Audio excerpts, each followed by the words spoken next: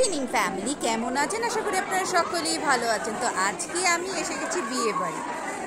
তাহলে বলতে কি, বিয়ে বাড়ি নিমন্ত্রণ পেলেও এখন আর যেতে পারি না, কারণ ছেলের পড়াশোনা এটা ওটা থাকে, আবার আমারও কাজ থাকে, আবার কখনো কখনো হাজব্যান্ডেরও জিম এটা ওটা থাকে।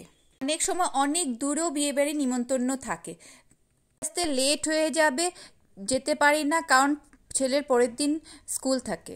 বাড়ি যেতে আমার ভীষণ ভালো লাগে, কারণ সবার সাথে দেখা হয়, কথাবার্তা হয়, তাই কি না? বিয়ে বাড়ি হলে তো আরো মজা লাগে, কারণ সবার সাথে সবসময় দেখা হয় না, এই ওকেশন বাড়িতেই সবার সাথে দেখা সাক্ষাৎ হয়, তাই কি না? সবাই বিয়ে বাড়ি হবু বরকে বরণ করার জন্য দাঁড়িয়ে আছে। এর সামনে দাঁড়িয়ে থাকতে হবু বরকে বরণ করাটা ভীষণ মজা লাগে। এখানে কত সুন্দর হই হুল্লোড় হয়, মজা করে সবাই মিলে, তাই কি না?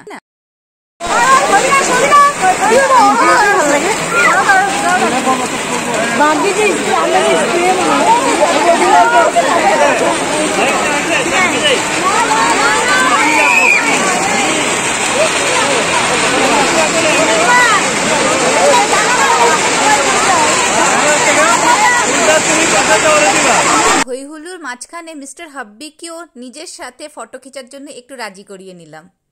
মানা করুক, আমি তো নাছর বান্দা, সেই ফটো তো খিচেই চলবো। আমি এসছি দুইজনে সাজুগুজু করে, ফটো না খিচলে ভালো লাগে বলুন তো? খাইতে ব্যস্ত, এদিকে তাকাও। আর কেউ আসে নাই? এসে গেছে, আমরা এসছিও রাত্রি 10টার পরে, তাই তাড়াহুড়ি করে খাওয়া দাওয়া করে আবার বাড়িও যেতে হবে। বাড়ি এসে না খাওয়া দাওয়া করলে হবে? ভালো করে জমিয়ে তো খেতেই হবে, তাই কি না? বিয়েবাড়ি খাওয়া তো টেস্টি হয়, সেই ননভেজ বলুন আর ভেজই বলুন, তাই কি না? বিয়েবাড়ির নতুন জুটির যেন ও দাম্পত্য জীবন ভীষণ সুখের হয়, সেটাই শুভকামনা করি।